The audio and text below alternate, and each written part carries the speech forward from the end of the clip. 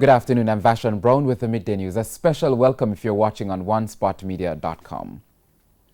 The parliamentary opposition has given its support to the government's plan to allow for the resumption of some economic activity as Jamaica continues to grapple with the COVID-19 pandemic. Calls have also come from the business community for a kickstart of the economy with strict COVID-19 protocols. Opposition leader Dr. Peter Phillips says reviving the economy is important to relieve the hardship on Jamaicans who've lost their source of income.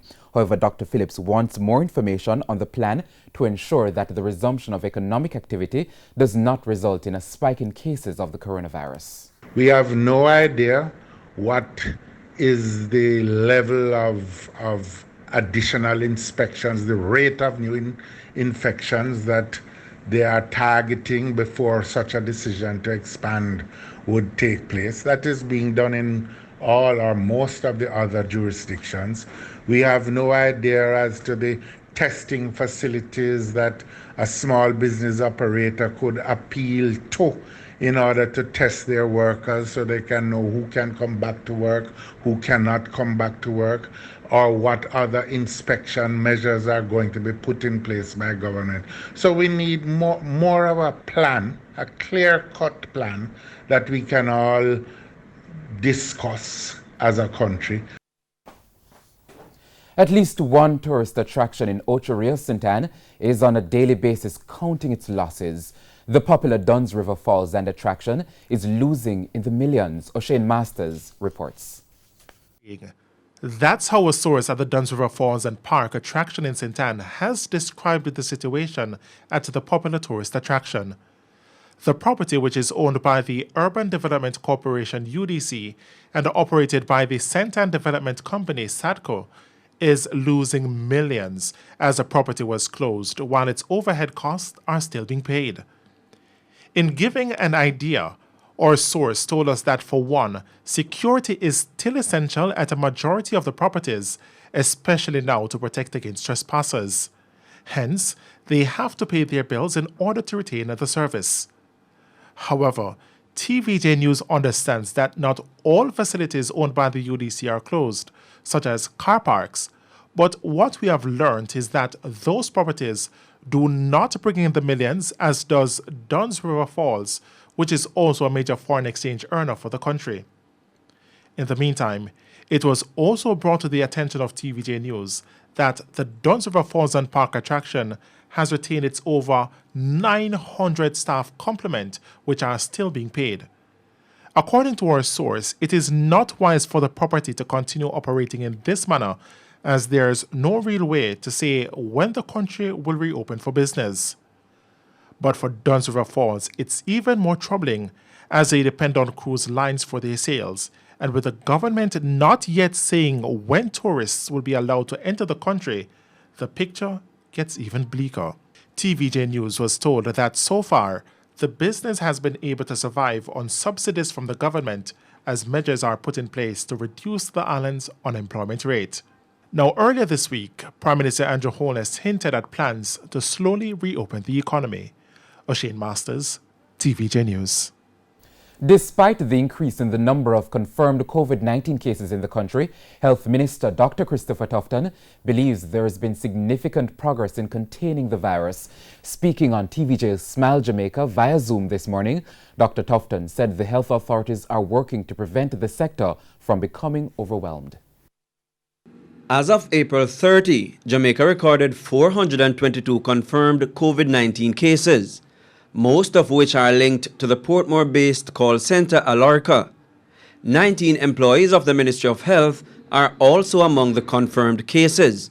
But despite the high number of cases, Health Minister Dr. Christopher Tufton says the health authorities have control of the virus. The equipment and the preparedness of hospitals, I think we have been fortunate to make a good deal of progress over the past 2 months. We have created these COVID wards, and thankfully, they are not all occupied. So there are beds available for patients or for Jamaicans who need to be hospitalized.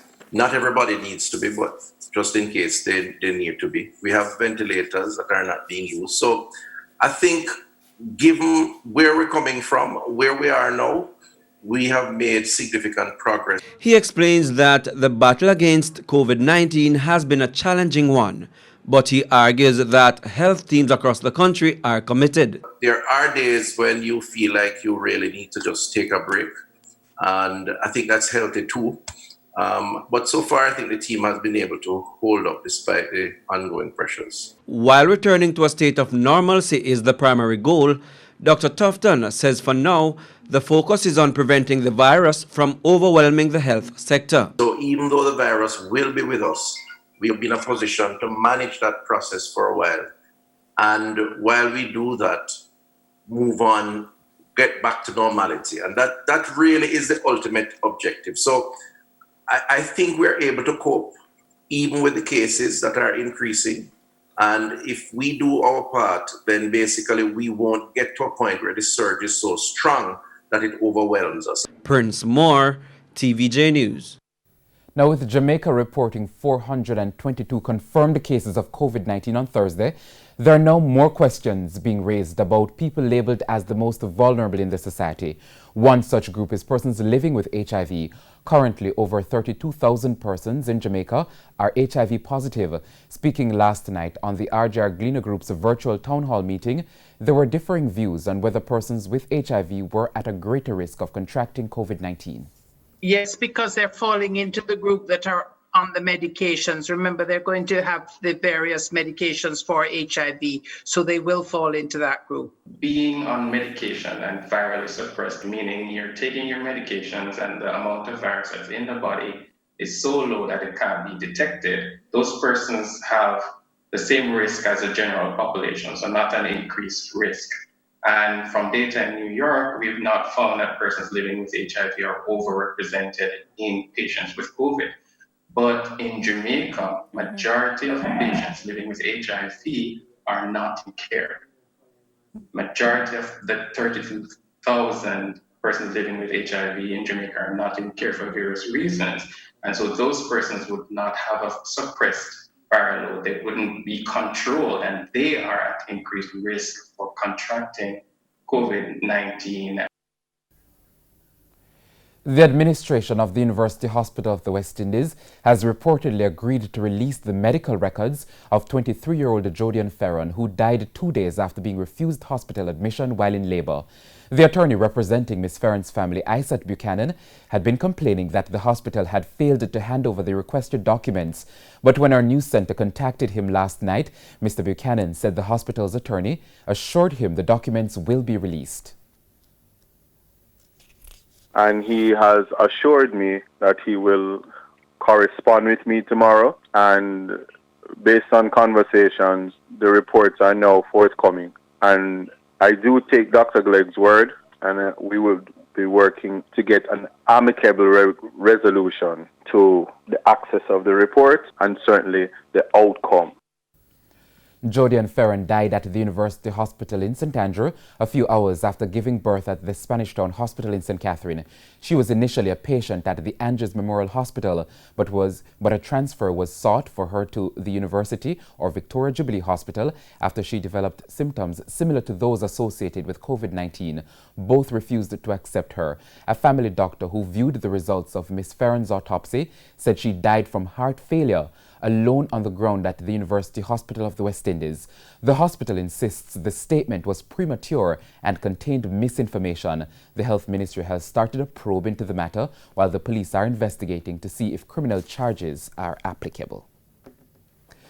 We now take a break on the Midday News. We'll be right back. Please stay with us. Welcome back. Continuing the news now. A call this afternoon for the Ministry of Agriculture to fast-track its farmers market program in rural parishes such as Clarendon. The Mayor of Maypen, Winston Maraj, is keen to keep the crowds small in the parish capital. He feels if residents in communities across Clarendon had access to food closer to them, they would not need to gather in the commercial district. With over 30 cases, Clarendon has the third highest number of confirmed COVID-19 cases in Jamaica. The Ministry of Agriculture as this program now, which they should start soon, where they'll be setting up farmers market, something similar to farmers market in various communities around the parish. So I'll be having discussions with the minister to see how quickly we can start that, so that it would pull some of the crowd away from the town center during this closure period. Another of the prisoners who escaped from the Maypen police lockup has been recaptured. This means 3 of the 5 escapees are now back in custody. TVJ News spoke with the head of the Clarendon Police, Senior Superintendent Glenford Miller. He is Agacious Robinson. Acting on information yesterday about 6:15, the police carried out an operation along Brooks Avenue where he was held. I'm using this medium also to encourage the citizens of Clarendon to continue to support the efforts of the police and assist us in recapturing these persons. Thank you very much. Now, 2 of the escapees, 25-year-old Giovanni Dyer, who is charged with illegal possession of a firearm, and 18-year-old Colin Bailey, who is charged with rape, remain at large. A Haitian, Loxani Thoni, who is awaiting trial for drug trafficking, is among those recaptured. A broken water main between Independence City and Passage Fort in St. Catherine has been damaging the road surface for weeks. It's understood that the pipe supplies water to several areas of St. Catherine. On Tuesday, our news team spoke with the corporate public relations manager at the National Water Commission, Andrew Cannon, who explained that fixing the main would require a complete shutdown of the system.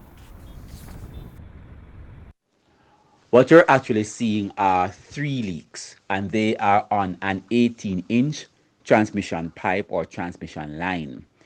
If we were to effect those repairs now, then it would mean shutting down almost the entire Portmore to deal with those leaks. Even communities in Greater Portmore will be affected.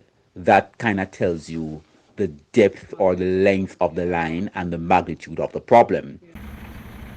Now, in an effort to prevent water disruptions during the lockdown, repairs were delayed. However, Mr. Cannon says plans are being made to have repairs done soon. Those repairs are going to be effected as soon as the lockdown, is lifted, or as soon as the restrictions are lifted. But until now, we have to manage the leaks as best as we can.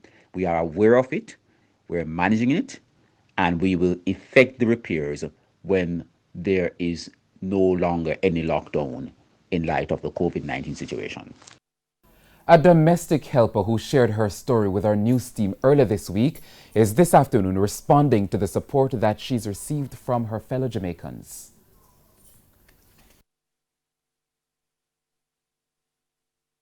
Mother of 8 was aired on Monday. I just want to thank all Jamaicans, overseas, everybody. I want to thank them from the bottom of my heart. I love everybody. Thank you, thank you, thank you. You guys are the best, and I appreciate all of it. Thank you, guys. Now, since the story of the single mother of 8 was aired on Monday, there's been overwhelming support from persons locally and overseas. I never knew that our little Jamaica that we have here was so caring, that they would I get calls from people that really don't have it but still just want to give me a little of what they have. And you can join us tonight at 7 in Primetime News for the full story from our reporter, Anthony Lugg.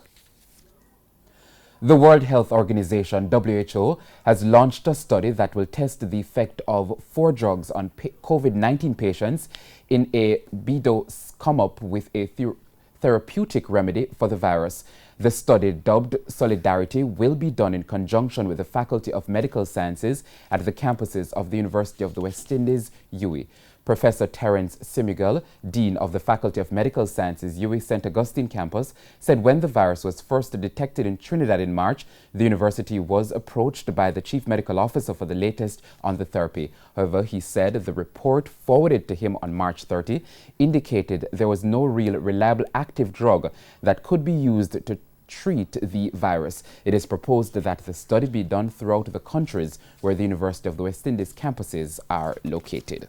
Time now for sports. Current Jamaica Taloas assistant coach Ramnaresh Sarwan was on the receiving end of scathing criticism from former Taloas captain Chris Gale in a recent social media post.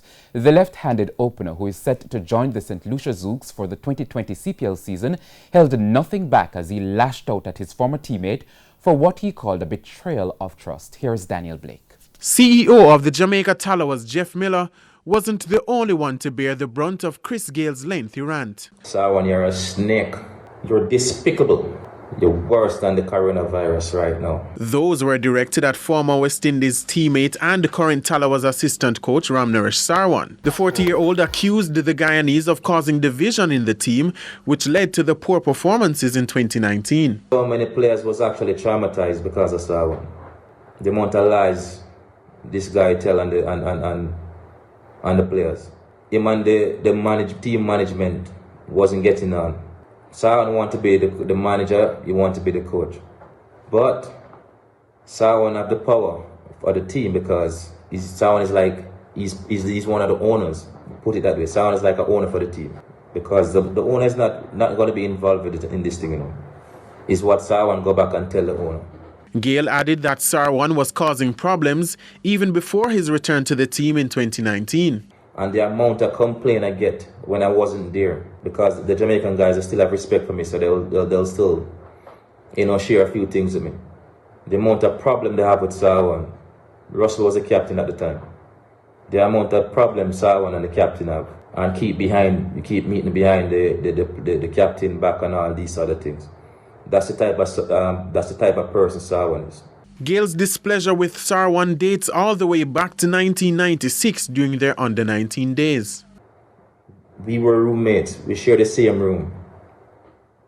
He allowed the management staff to send me home from Barbados. I will never forget that, you know. I forgive, but I never forget that. You tell the management team, because it was Gus Logan and Bull McMorris at the time, that you can't sleep. Chris Gale watching TV too long or too late in the night. That's what I get sent home for. And the hard hitter had a parting shot for Sarwan. Just don't deal with me. Sit straight up. I see you in person, I'll tell you that as well too. Alright? Very deceitful and disrespectful. We're no friends, alright? You stay on your side, stay on my side. Social distancing. Daniel Blake, TVJ Sports. Now on Wednesday, the Taloas issued a statement saying Sarwan wasn't involved in the decision not to retain Gale. And that's the Midday News. I'm Vashon Brown. Join us at 7 for Primetime News Package. On behalf of the news, sports and production teams, have a good afternoon and have a wonderful weekend.